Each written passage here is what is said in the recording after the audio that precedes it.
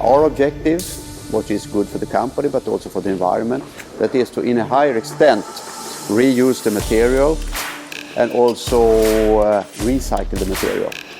And with the traditional technology, you can't actually do that. You need to do something new.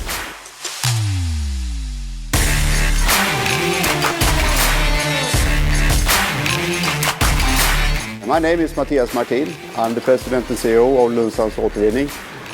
We are located right now in Östersund, in the heart of Jämtland and also in the heart of Sweden.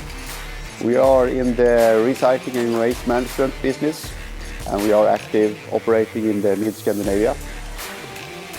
ZenRobotics is a supplier of robot lines. Each robot can handle approximately 2,000 picks. A good manual process could entail 200 picks per hour, so I mean it's a huge increase in efficiency.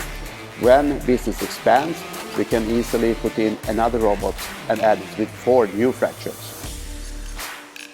To my knowledge, this is the most northern plant with this kind of technology, and we were quite curious if this would work. But so far it's working good, and we can manage snow and ice. By reducing the incineration from 90% to 60%, and the journey is continuing, the cost savings are quite extensive. Compared with August, we have 20,000 euro less per month. One of the main challenges with operating a site in the northern part of Sweden is the distances.